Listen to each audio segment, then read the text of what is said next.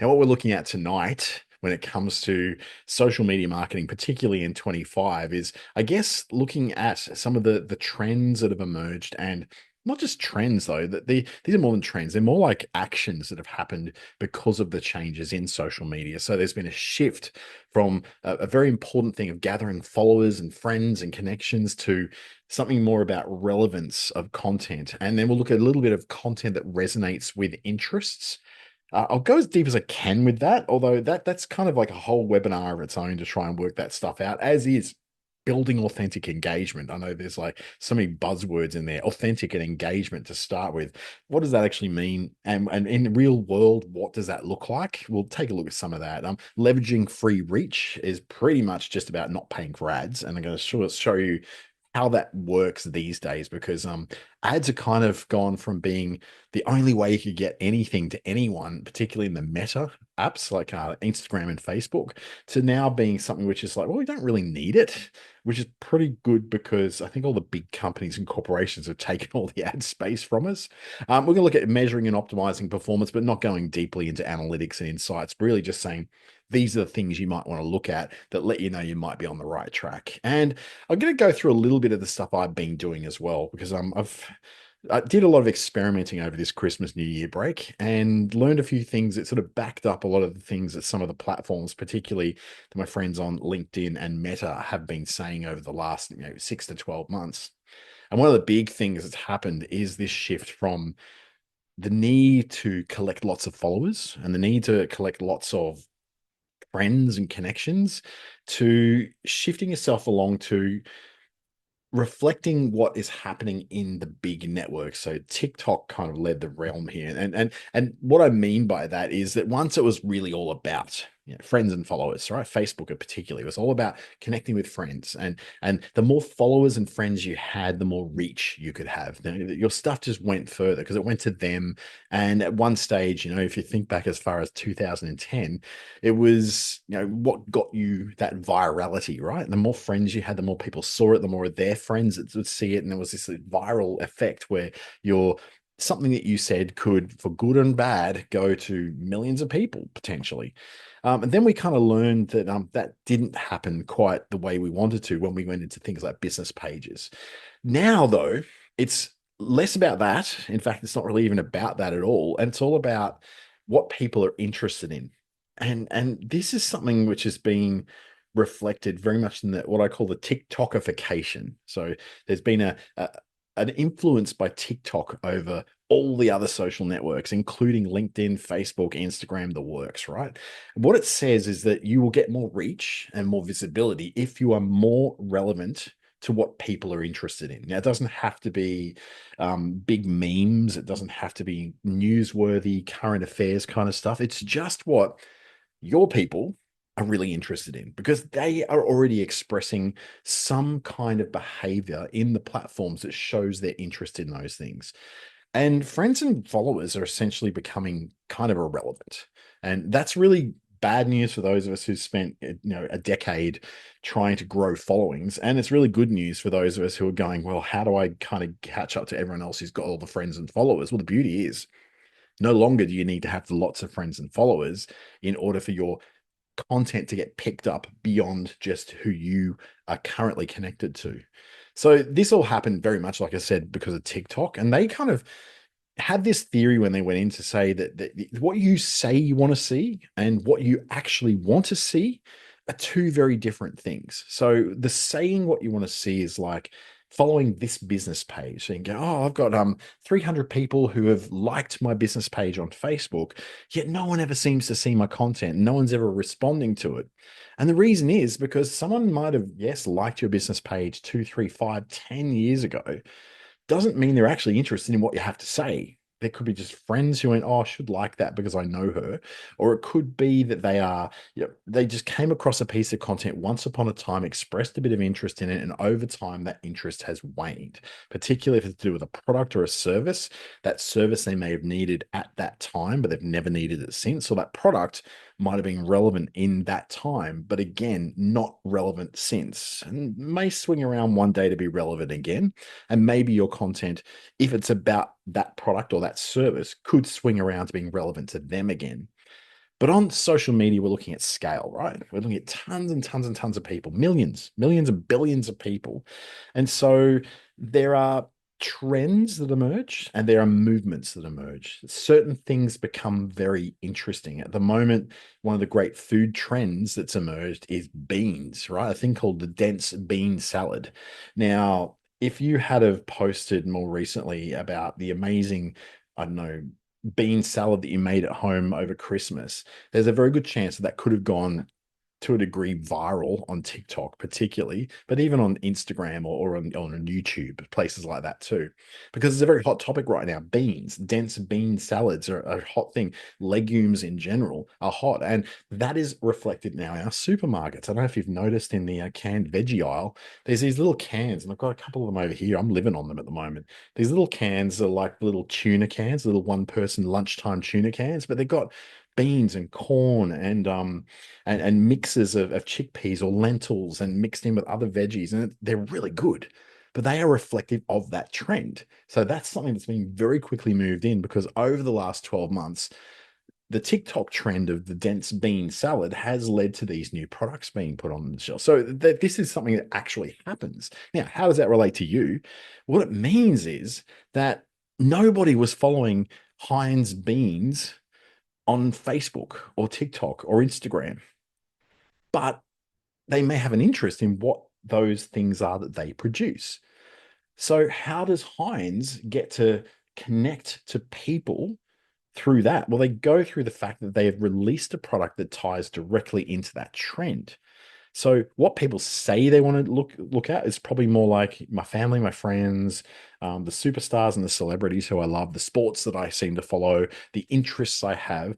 But their interests aren't dense bean salads or Heinz canned mixed chickpeas or things like that. So that's kind of, if that makes sense, how this trend thing works. People say they're interested in certain things. It doesn't mean they are. And one of the great examples I use of that is when I was a teenager. It was very cool for everyone to say that they listened to Triple J radio, right? But barely anyone actually ever did, apart from the Australia Day Hottest 100 countdown. So while they said that they might like to listen to Triple J, pretty much no one did. And that was reflected in all the survey results were showing that Triple J barely made it out into single figures of listenership, whereas Triple M or Today FM in Sydney or Fox FM in Melbourne or B105 in Brisbane or something like that was always topping the radio charts because what people said they were listening to their friends was more about social status and what it was in practice. So how this is played out for business, it means that your business pages essentially have almost zero reach, right? Which means we now have a heavy reliance on paying to reach people. And this has been the way it's been in Facebook probably since 2017 at least. And to get reach, to get people to see your stuff, you'd have to pay for ads. You'd have to boost things, right? To make sure it got out to people. LinkedIn's a little bit different because LinkedIn is not as dependent on ads as what Facebook is, because LinkedIn makes a lot of money from its premium subscriptions and from the people who are using its professional, excuse me, their professional features, such as Sales Navigator and the Recruiter dashboard. Now, for individuals, for actual people on those platforms, this has meant that there's been a lot better engaging content coming through on their feeds because of this idea that basically what you said you're looking for and you want to see is not what you really want to see. We have noticed your behavior. We know what you really want to see. And that has also come in the form of a huge uptick in the consumption of short format videos. So TikToks, Reels kind of stuff. So that's very much a thing on social media now. Business isn't getting anywhere, can't get any reach. Individuals are getting some really, really good material coming through. So, how do we sort of connect those two things together? And probably the main reason why businesses don't get a lot of reach is that we post the most boring stuff. It's of no interest to anyone unless they're very specifically at that very moment looking for that very specific thing, that book, that very specific service, that very specific product. And that's just not how it usually works with people. And they're not probably showing enough interest in that time for that to be something that's very, it's they don't show enough behavior around that over a long enough period for the algorithm to pick it up and go, oh, you're looking for that person. Oh, I can show you some content from a person who does that. So businesses have been sort of languishing around going, oh, well, I'll just do some really silly posts and I'll try and do some stuff that makes me look friendly and I'll post out, direct messages to people and say, hey, how are you going? And all that sort of thing. And those who follow me on LinkedIn, I posted about this the other day, and that itself has now gone to well over 12,000 people. So I kind of hit a nerve. So you cut through the social media noise. Pretty much like the obvious way is to use short form video, and this has been particularly massive on LinkedIn in the last 6 months. So from about June onwards of last year, this really became a thing. It became a very big differentiator in getting reach. Now I went from regularly going, oh my goodness, I had like 5,000 people see my content this week on LinkedIn. Now it's like out of the last probably 8 weeks, 6 of those weeks I've had over 1 million views of my content. And that's because I'm producing a video every day. Now, what does this convert into? It converts into inquiries about the workshops I do. It converts into inquiries about the work I'm doing with Darwin Innovation Hub. When I talk about public speaking confidence, I get bookings. This actually converts to bookings. Now, that blows my mind because all it does is take me a few minutes to produce one of those videos. And I was actually just recording one just before I went live on this that I'm going to post for tomorrow morning. And that's the reality, that I can take, 5 to 10 minutes to produce something that potentially tomorrow morning could bring me 3 new clients to work with in various capacities, or at least brings those people in for me to pass off to somebody who I know who needs that help. But it comes apart, and you're not going to like this. We're back to that place where we kind of need to post often. And by often, I don't mean once a week. I mean, like, I'm posting 3 times a day, at least every day. Now, you don't have to go to that level, because I'm very much someone who lives on my social media, because that's where my leads all come from. That's where all my work comes from. That's where my network grows to be able to do things in other states. But often, I would say you need to post at least something every day. And the major reason for this is that there's a lot of AI slop content starting to come onto the platforms. And so people are producing this copy and paste from ChatGPT slop. It's the best way to describe it. It's terrible content, and it looks terrible. It doesn't resonate with anybody, but it's filling up the feeds. Now, you would think, well, why would bad content fill up the feeds? On platforms like Facebook and Instagram, where you've got between maybe 30 and 45% of people who are on the platform are also posting on the platform, there is tons of content to fill the feeds of those billions of people, right? You're talking about 3 to 3.5 billion people between those two platforms. So when you've got 1 billion to 1.5 billion, maybe even closer to 2 billion people who are producing content on that, you don't have to go far to find this content coming through. So what you're seeing is the very best of the best seems to get through, or the most relevant of the relevance is getting through on Facebook and Instagram. But then we go over to something like TikTok. Now, that might not be where you're looking to do your marketing, but just bear with me. On TikTok, it's about 5% of people who are on TikTok are actually making content for TikTok. So 95% are just scroll, and watching. Only 5% are producing the content for that platform. Now, when you go to LinkedIn, that drops again. It's gone up a little bit in the last few months, but it's less than 2%. So for a good like 5 years there, it was about at 1%, less than 1%. Now it's about 1.6 to 1.7% of the people on LinkedIn are posting anything on LinkedIn. And there's lots of reasons for that. That starts mainly with the fact that, oh my God, my boss and my coworkers are on LinkedIn and can see what I'm doing. So therefore I'm not going to do anything, and I'm terrified. And where I live in the Northern Territory, and I think most of you are too, we have a very heavy government presence in the Northern Territory, far higher level of government employees than anywhere else in Australia, apart from maybe Canberra, but even I think we beat them. And that is going to cause problems, right? Because there's an attitude in government, and it's not something that's necessarily formed by government itself, but by people who are wanting to get in the government. They have a lot of personality and a lot of presence on social media. And then they got a job with the government, and that all goes away. They just go, I'm not going to bother with it. I'm just going to narrow down and just do this thing. I've got my job, no more social media. So we have a dearth of content in the Northern Territory, particularly, but within Australia too. In Australia, we've actually got a lower degree of content coming through on social media, particularly not on social media, on LinkedIn, than most other developed nations. For us, it is lower than 1%. So if you're only targeting people in the territory, you're probably looking at less than half of a percent of the people in the Northern Territory who are on LinkedIn producing content on LinkedIn. This is why we get such great visibility. So as the AI slop content continues to come through, you posting often helps you to at least be part of the conversation. Whereas if you don't do anything at all, or you do it once a month or once a week, you're never going to be seen because of the volume of the AI slop coming through. So that's why we say post often. It's not because, oh my God, you now need to be a slave to your social media. No, it's not that. It's just that you are now competing against someone who doesn't sleep, someone who has infinite knowledge and can produce content at a scale that no human can. Let's flip around to the red section here, which is the be genuine. This is about building trust and authenticity. And this is where we go. You can't just be talking about products and services. And I'll look at that bit more in that in a second. And there's a need for, in the yellow bit, to be remarkable.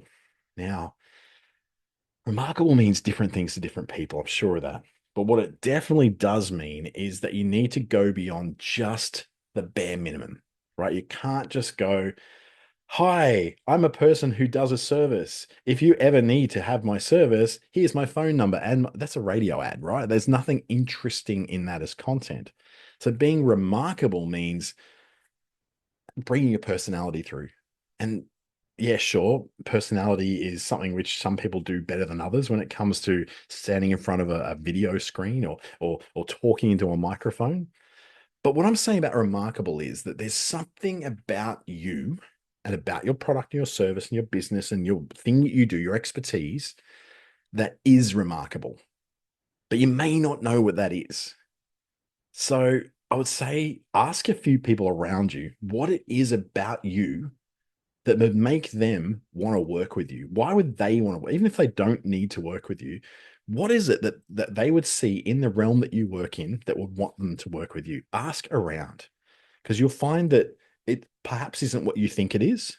And it could be very educational to teach you a bit about the kind of things that you should be highlighting in your social media. Now we're going to break all this down a bit. So if we're looking at, TikTok and LinkedIn, like I said, TikTok is to be remarkable on TikTok, to be authentic on TikTok is all about short format video. There's nothing else on there. So it's just those usually between 15 and 90-second videos, but they can go much longer, much like YouTube can these days. LinkedIn is still the home of it's I'm hearing different things from different people. Overall, the theme that I'm hearing about is that text posts, whilst they don't necessarily have the biggest reach, they have the most engagement, and they seem to have a lot more of a link between what you've written in a text post and something converting, something happening that you want to happen. So some kind of action, such as booking, going to a link to a website, something like that, right? On LinkedIn, then we start to see that decreases once you start adding images. So images actually decrease the not the engagement, but they definitely decrease the actions taken with your profile or with your other presences online once you add photos and graphics. Then you've got videos.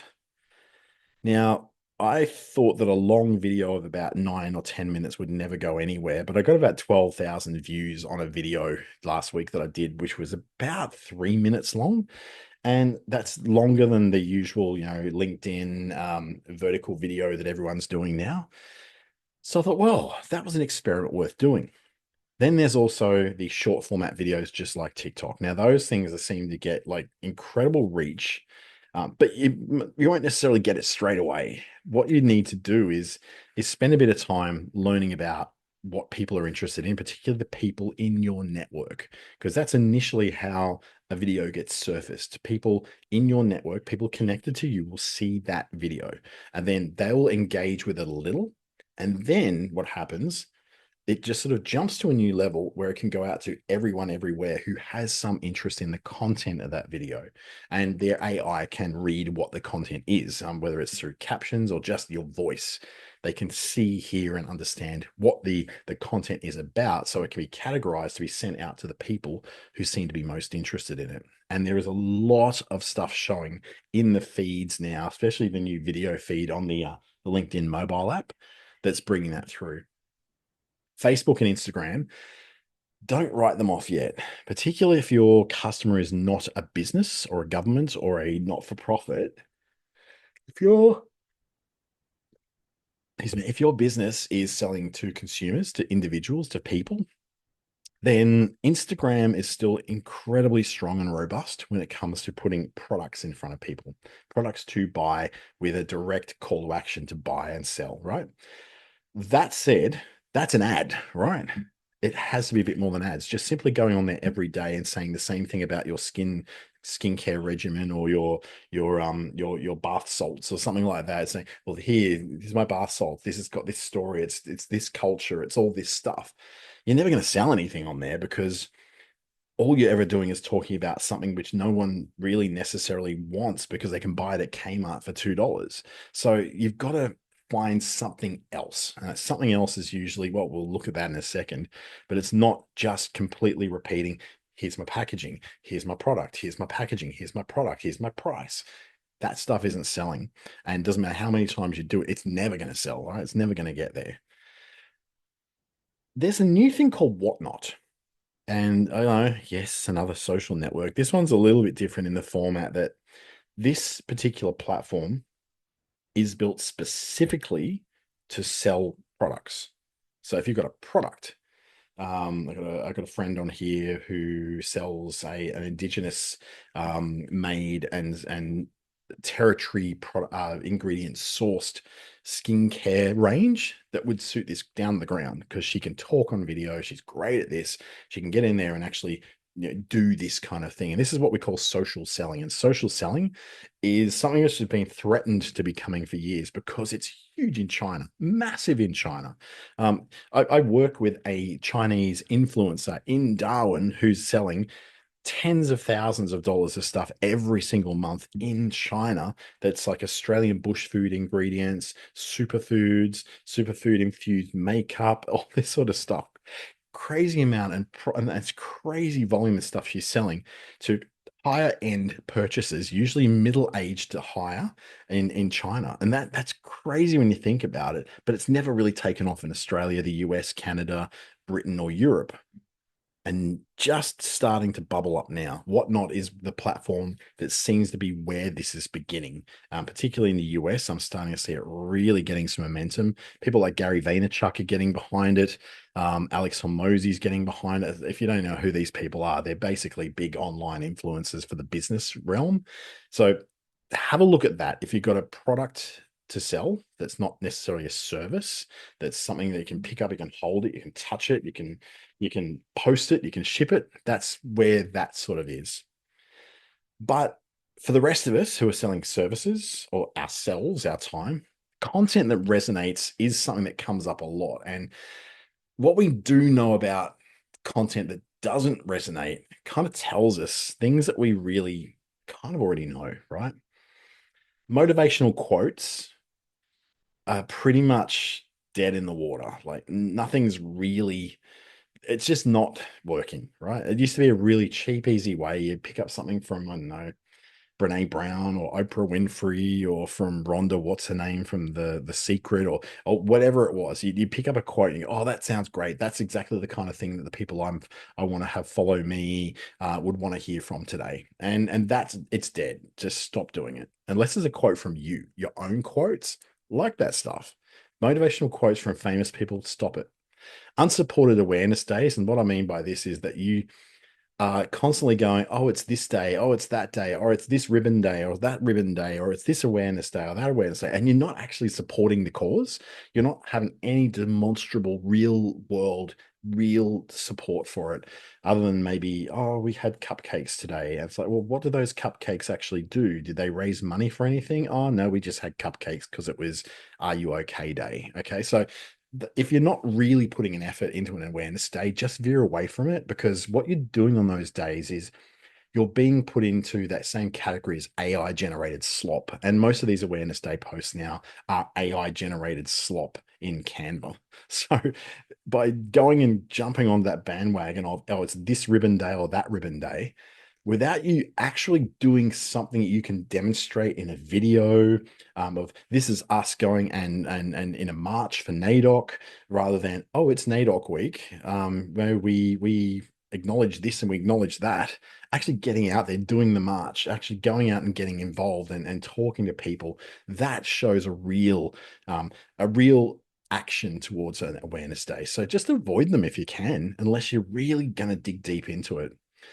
Overly politically correct content that prioritizes, I would say, trying not to offend people as much as you can, over genuinely communicating yourself and your position and your value and what you bring to people, it tends to lose your message. Your message gets washed away in mumbo jumbo. So if you're spending so much of your time just wanting to get the words so that they don't trigger this or they don't trigger that, or they properly acknowledge this or properly acknowledge that, your message gets lost because you've hidden it all behind this thing that has nothing to do with what you do. Now, whilst you may have a political position and you may have a belief system that wants to do certain things, just be aware that this is also stuff that can be very, very alienating, because you probably notice we live in a very divided world these days. So perhaps like including that sort of stuff is making you feel like you're taking a stand. But remember too that not all your customers are going to be people who necessarily agree with you. Now, you may take the line of saying, well, then if they don't, they're not people I want to work with. That's completely fine. In that case, go for gold and put in whatever you like. Just be aware that not everyone's going to receive that in the same spirit that you send it. And then there's that constantly just talking about your product, constantly talking about your services without actually engaging with anyone. When I say engaging, I mean having conversations. Because if you didn't know this, social media is not broadcast, but businesses treat it as a broadcast. I go out of my way every single day to answer every single comment and message that comes to me through LinkedIn, because that's where all my engagement happens. But I've been getting a little bit in Instagram lately too, which is, gosh, now I've had to make sure I've got a system where I can answer all those things in one place so I don't miss things, right? It's not easy to stay on top of this stuff when you're trying to develop an audience, develop some kind of market. So when you are just focusing on putting a message out, and hoping that people are going to notice it, don't be surprised it doesn't go anywhere, because there's no conversation to be had. And conversation is the engine that drives things to be pushed beyond just that one person who saw you to the 50,000 people they may be connected to seeing that as well.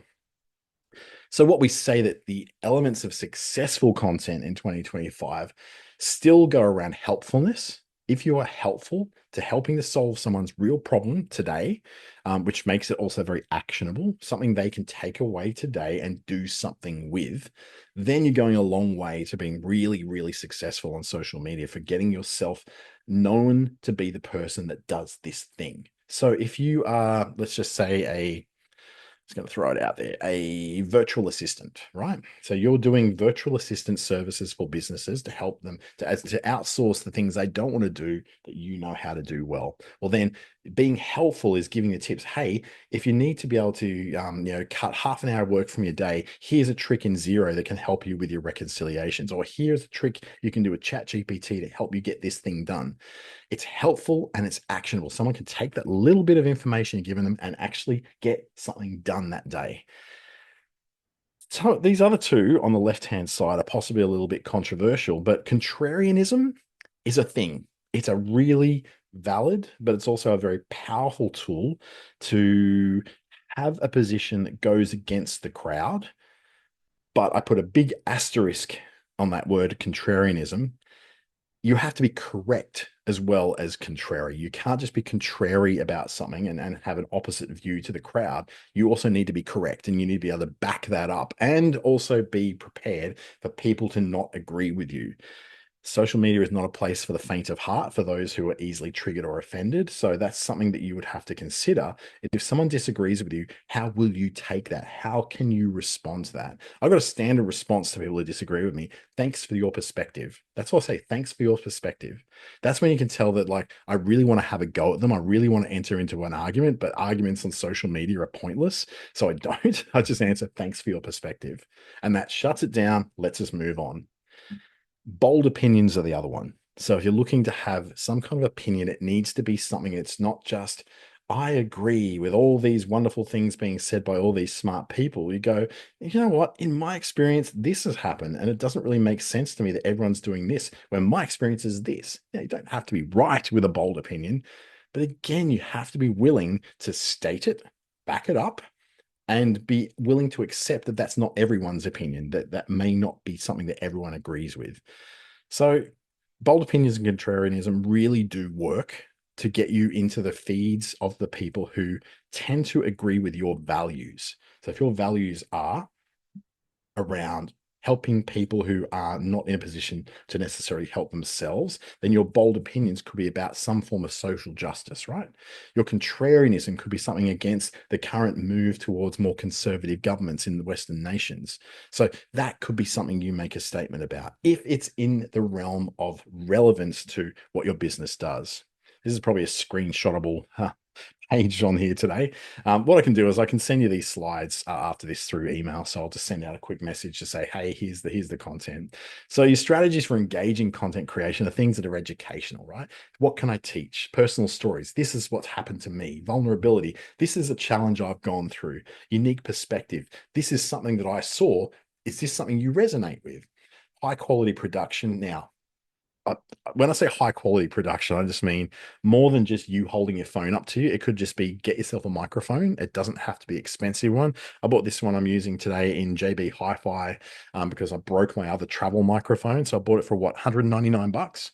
And it's pretty clear. It does the job. I don't have lots of lights, but there's a desk lamp on this little motel desk slash nightstand thing that's here. And so I've got it pointing basically. I wish I could show this to you effectively without messing up my entire setup. But I've got a white pillow in front of me, a white pillow to the side to stop all the echo coming through. And I've got the light facing that white pillow so it reflects light back at me so that you can actually see my face. So it doesn't have to be like high tech. I'm just totally like, I should actually take a photo of this setup because it's absolutely hilarious. I'm going to take a photo of it because it is like such a mess. And if I could post that on social media a little bit later on, I will, because it's quite funny. Consistent branding means that you have a way of presenting yourself. Mine is kind of goofy. It's a little bit opinionated, a little bit of a shit stirrer, that sort of thing. But it's continually on that path. I'm not always, and I'm not nasty in any way, shape, or form. It's always said in the greatest of intentions. And I try not to get into nasty fights on social media, even though sometimes, gosh, that little devil on my right shoulder wants to whisper in my ear, go for it, go for it. So I try not to do that. Now, this is an example of something I just did today. So about 7 hours ago, I was talking about the 3 words that changed my whole approach to being confident. This is a bold opinion, right? And the bold opinion is that all those things I'm going on stage about, no one cares. And I'm very, very self-conscious about weight. I'm very self-conscious about being a bald, middle-aged, aging guy. It's talking to often groups of people that are much younger than me. And so I'm walking on stage as a speaker with all of that baggage behind me, or probably in front of me, given it's a belly, and no one cares. No one's even noticing all that stuff. And no one's sitting there thinking about my belly as I'm speaking to them. And I'm trying different formats and different kinds of content as well. And some of that content is, just text. Some of that content is just a photo. Some of it is video. A lot of it's video at the moment. This at the moment, and if you look closely, that person there is not me. It's an AI generation of me that I've trained an AI to recognize what I look like and then produce replicas of me in different situations as I do them. So you can't see my tattoos on my right arm there. The face isn't quite me, but it's very close to me. The hairline's certainly definitely me. I don't know if I got that big a dent in the back of my head.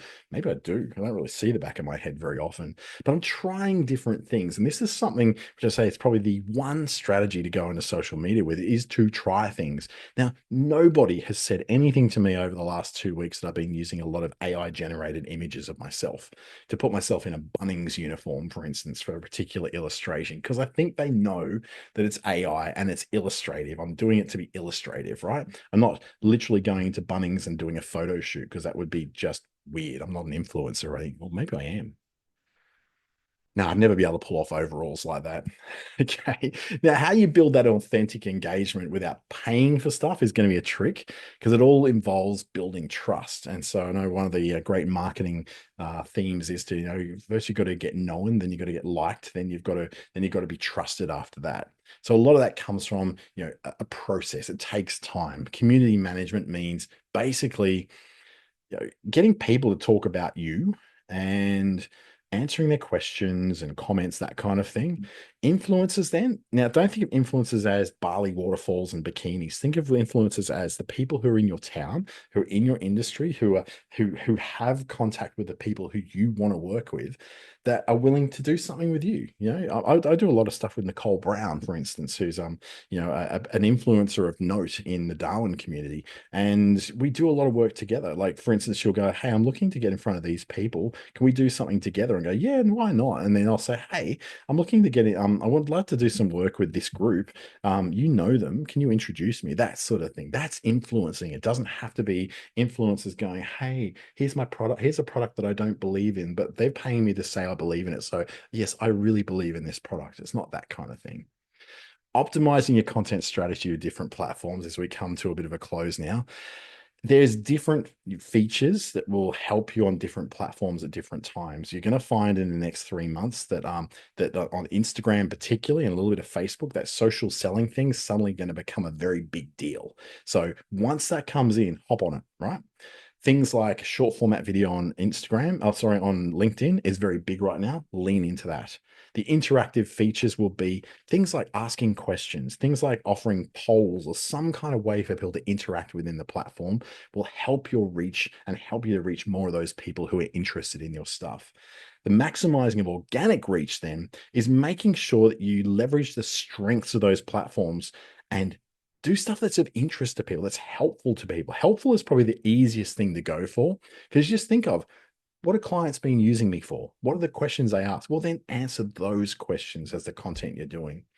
When it comes to the social media performance, the key metrics really are things like video views, engagement, so the likes and the shares and the comments, that sort of thing. But you may be able to go a little bit further and measure things such as conversions, right? So conversions. So what I like to do is my ultimate success in what I've been doing is, has it generated a message in my inbox? Has it generated inquiries on my website? That becomes the metrics I'm looking for rather than this many impressions, because honestly, I'm getting millions of impressions sometimes in a week, and that means nothing. It doesn't equal anything. Analytical tools, I've used a thing called Authored Up. So authored as in written, Authored Up is my analytical tool that I use for LinkedIn. It helps me to write things. It shows me the patterns and the trends of the kind of the stuff I've been doing and gives me suggestions for writing better. That's just one I use. Some analytical tools might be things like Taplio, Taplio, also for LinkedIn. Or there's like TubeBuddy and all sorts of different, you just search from analytical tools for social media and you'll see different things. But it could be as easy as your insights on your Facebook page or your insights in your Instagram account. And then what you're doing is continually optimizing based on what you're getting in. So by optimizing, I mean that sort of post seems to work a lot. Do more of that. That sort of post over there doesn't seem to do very well. Do less of that. That's what I mean by optimizing. Double down on what works,